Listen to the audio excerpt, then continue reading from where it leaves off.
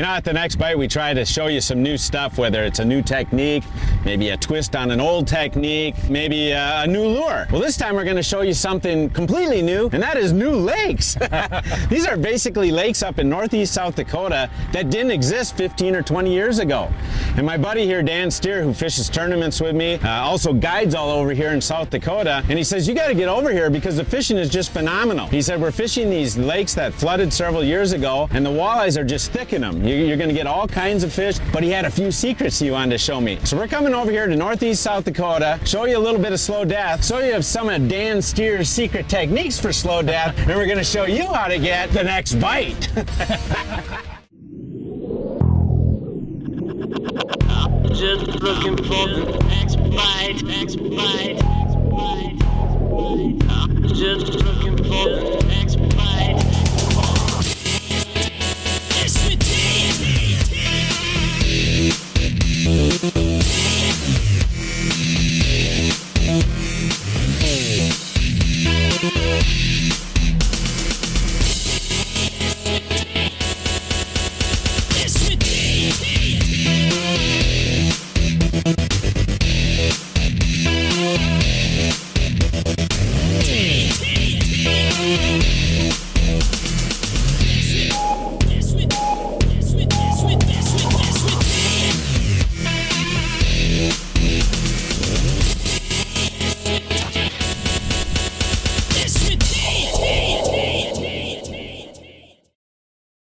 There are 120 glacial lakes in the state of South Dakota. These pristine bodies of water range in size and shape, but all were formed over 20,000 years ago when the last of the receding glaciers passed through what is now northeast South Dakota, leaving behind them a wake of large craters that eventually filled with water, forming the glacial lakes. Well, I just got into town being Webster, South Dakota, and I met up here with Doug Johnson. He's the owner of Sportsman's Cove.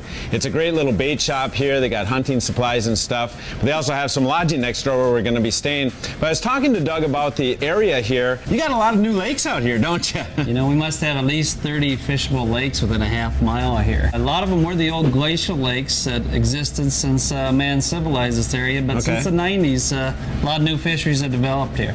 So these are, a lot of them are only like 15 years old. How did the fish even get in them? You know, some came out of the glacial lakes that spread out. A lot of them, the game and fish and parks would use as rearing ponds. They would plant in fry and then harvest out the fingerlings in the fall, and then what remained would sometimes turn into a tremendous fishery. And while anglers can find just about everything from largemouth to pike to panfish inhabiting these prehistorically shaped waters, walleyes are considered the predominant species for most sport fishing. You swung it up there a little shallower and one just rocketed it. Oh, I'm telling you, these fish fight extremely hard, shallow water.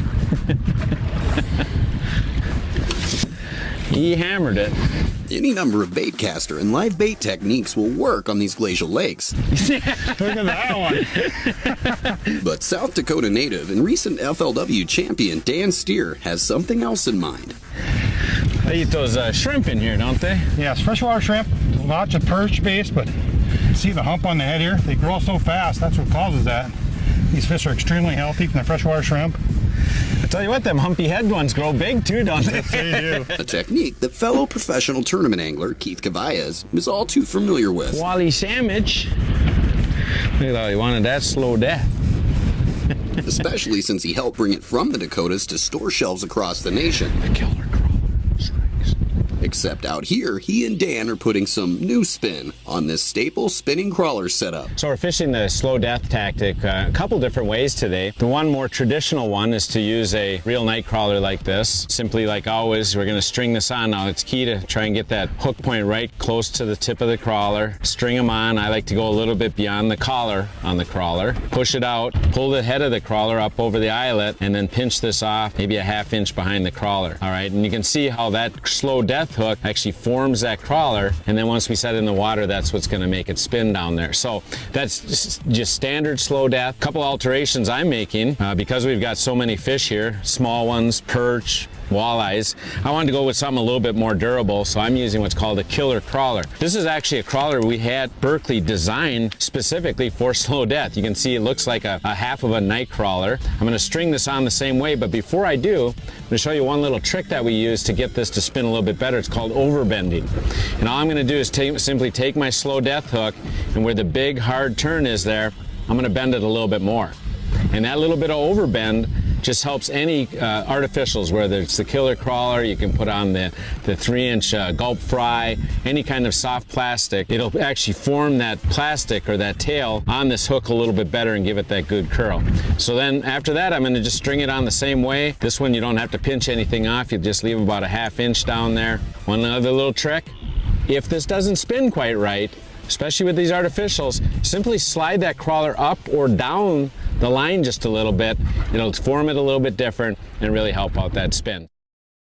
The next bite is presented by Mercury, Amsoil, the first in synthetics, Tracker Boats, fish the finest, Bass Pro Shops, your adventure starts here, Berkeley, catch more fish.